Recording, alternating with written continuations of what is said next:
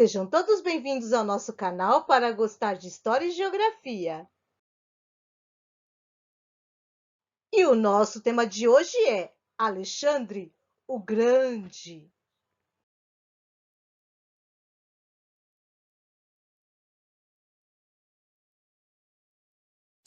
Mas que diabos é isso?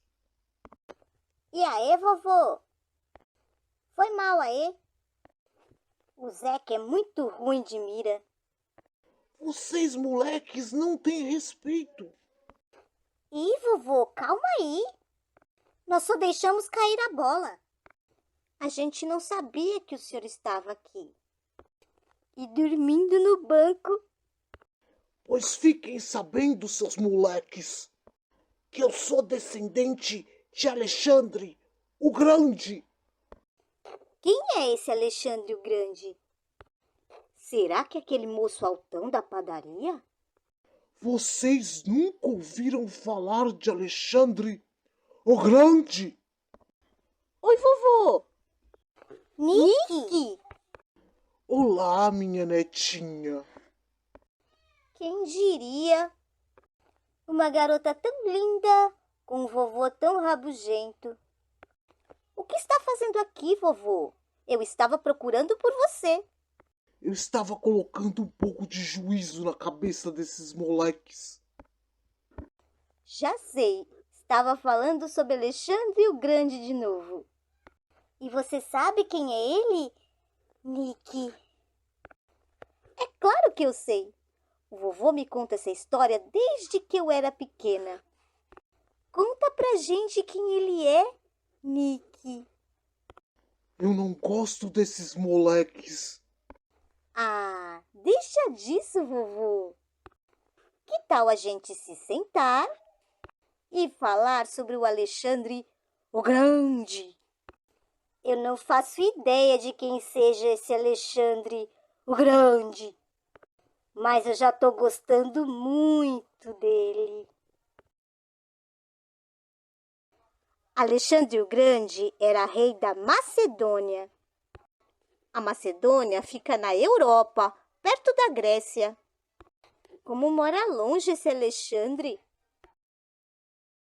A Macedônia Antiga se formou por volta de 808 a.C. Os macedônios se consideravam gregos, mas os gregos não consideravam isso não. Eles consideravam os macedônios uns bárbaros. Como assim uns bárbaros?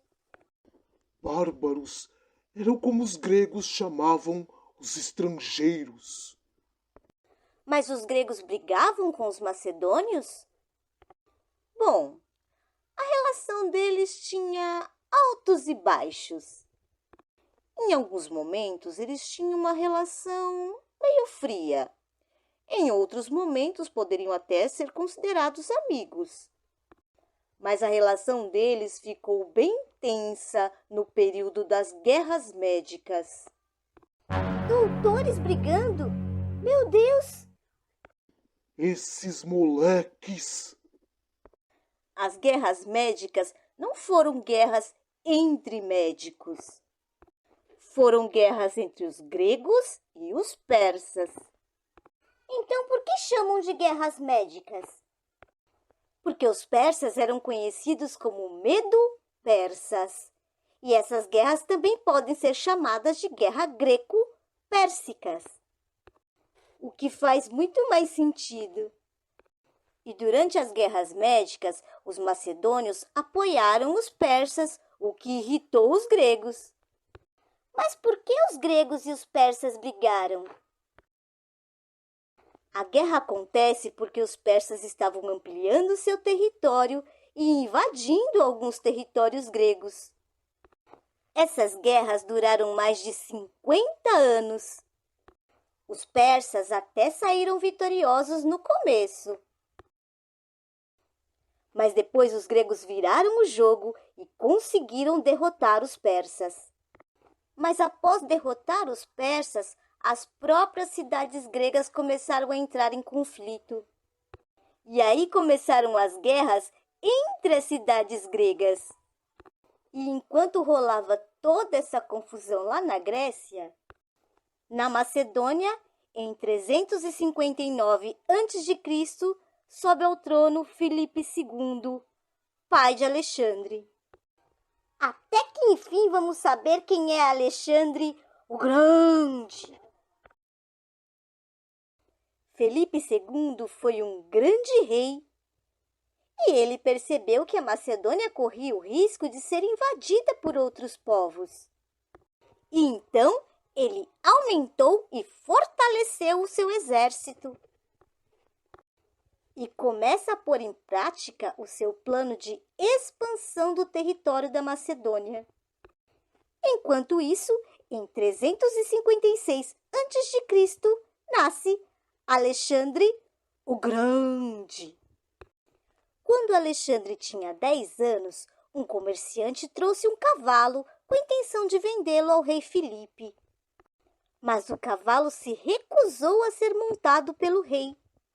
Mas Alexandre percebeu que o cavalo estava com medo da própria sombra e disse para o pai que poderia domá-lo. E então, Alexandre consegue domar o animal, que passa a ser dele, e ele o batiza com o nome de Bucéfalo. Batizou ele de quê? Bucéfalo. E Bucéfalo foi companheiro de Alexandre até morrer de velhice.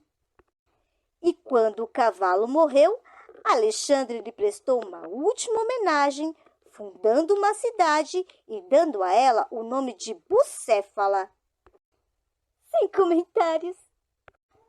Aos 13 anos, Alexandre foi estudar na Grécia e teve como tutor ninguém mais, ninguém menos que o filósofo Aristóteles. Aos 16 anos, Alexandre volta para a Macedônia e ajuda seu pai a conquistar algumas cidades gregas. Só que, em 336 a.C., enquanto Felipe estava numa festa, foi morto pelo capitão de sua própria guarda. Com a morte de Felipe, Alexandre assume o trono e já começa eliminando os potenciais rivais e contendo revoltas na Grécia. Depois disso, Alexandre o Grande parte para suas grandes conquistas. Grandes mesmo, vovô. Ele conquistou os persas, conquistou o Egito, conquistou a Mesopotâmia.